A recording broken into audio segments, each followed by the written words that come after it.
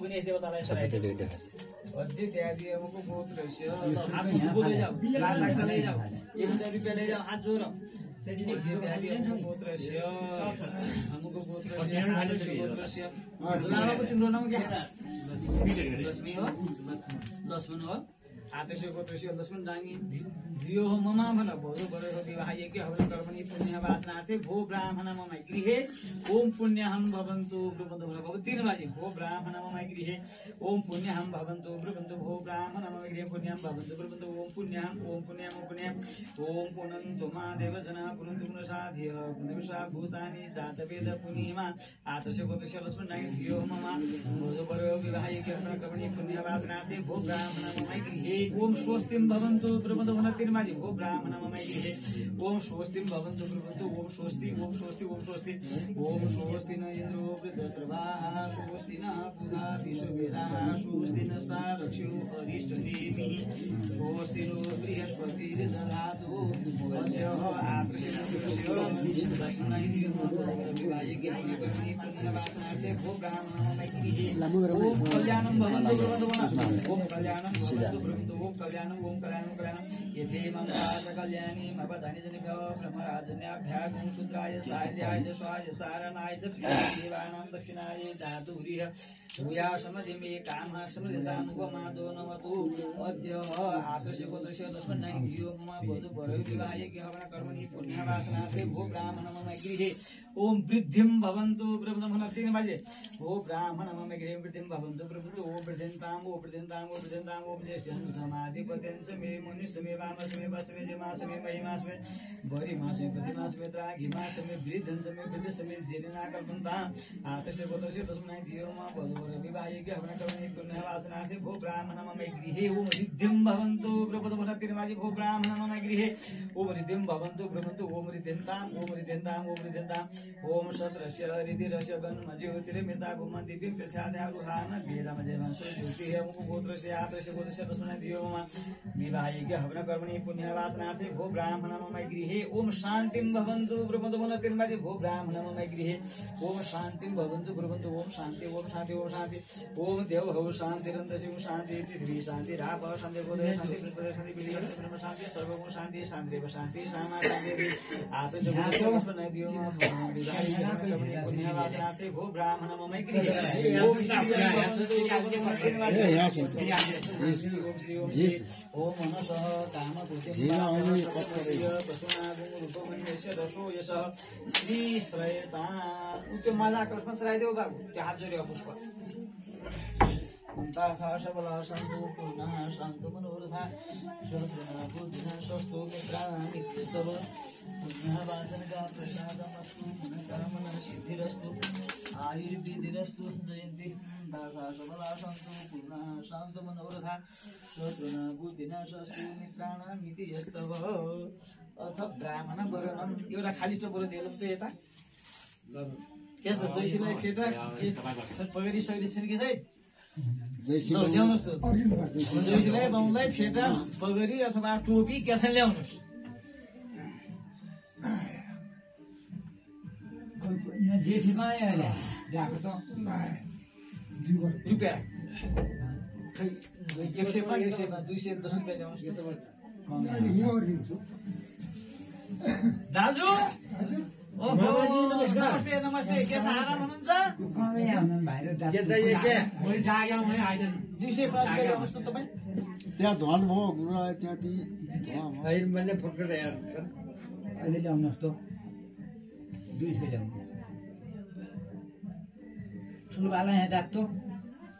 त्यो 5 रुपियाँ ल्याए दिही चाहिएको छ यतै दिने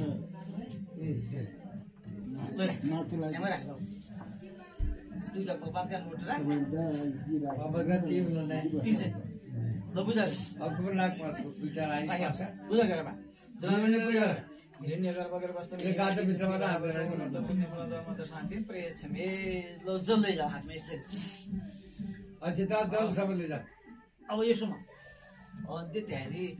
पूर्व सोचायता गर भने दीपा कलश गणेश पंचायत देवता पूजन पूर्वक वधूवरको विवाह यज्ञ हवन कर्मणि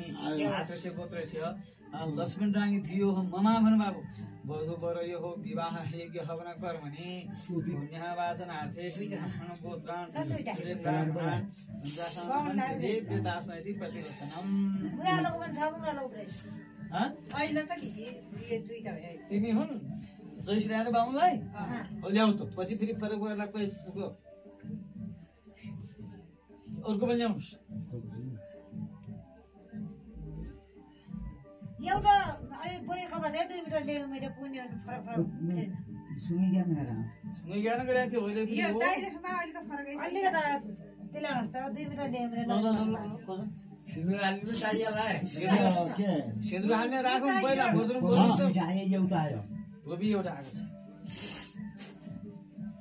गोबी दुई देखि आएर त्यहाँ छ तपाईसँग तिनी सिधै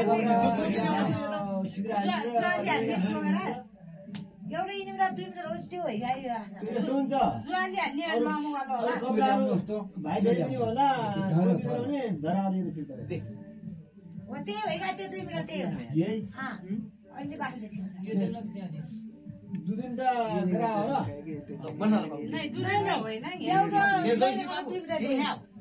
जैसे त्यो कपडा पनि यता दिनुहोस् यो के कपडा चाहिँ दिनुभयो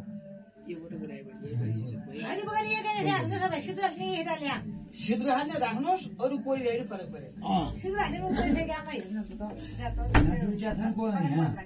यहाँ दुईटा छन्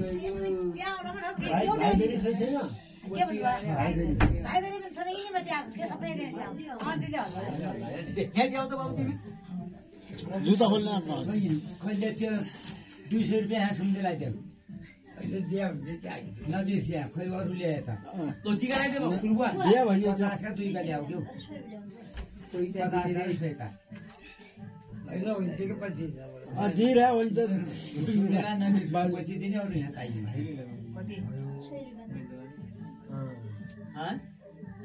के हो किन के नाम टिका लगाउन नमिल्ने हो र टिका लगाउन मिल्ने हो मेरो मलाई मिल्न चाहिन्छ कस्तो यस्तो गरौँ ल मिल्दैन अब टिका हिँडेर लगाउन् हिँड्ने गर्ने काम त्यो गरौँ ल यो पक्रिदिए आफै भन्छ अब गुठा होइन गुठाउने हो त्यो लाउने गुठाउने के हो त्यो गर्नु पर्यो पहिलो कसको तपाईँको कि मेरो पालो होइन तेरो हो क्या एकै हो जैसे दिने छ नि मैले पूजा गर्न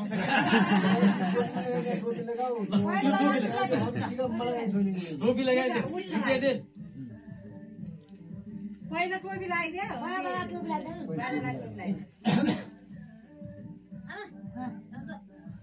दुईटा टपरीमा सामान ल्याउँछ नानी टपरा हिँड्छ चामल पनि हिँड्छ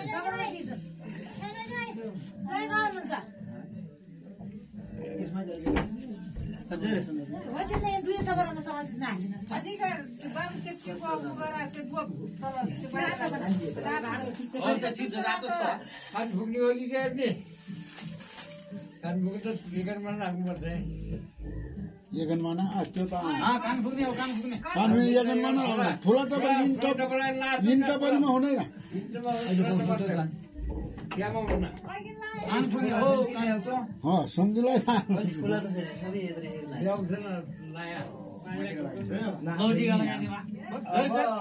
मेरो पछि गर्ने काम म अहिले गर्छु त्यो के हुन्छ त गर म त पछि सिधै भाग्न सक्छु हो के हुन्छ गर क्या त्यो त गरे भने हो तँलाई कुनीहरूले बुझ्ने त्यहाँबाट बुझिरहन्छन् आफ्नो काम गरिहाल्छ काम सकिया सजिलो हुन्छ एगनमा न दुई फेर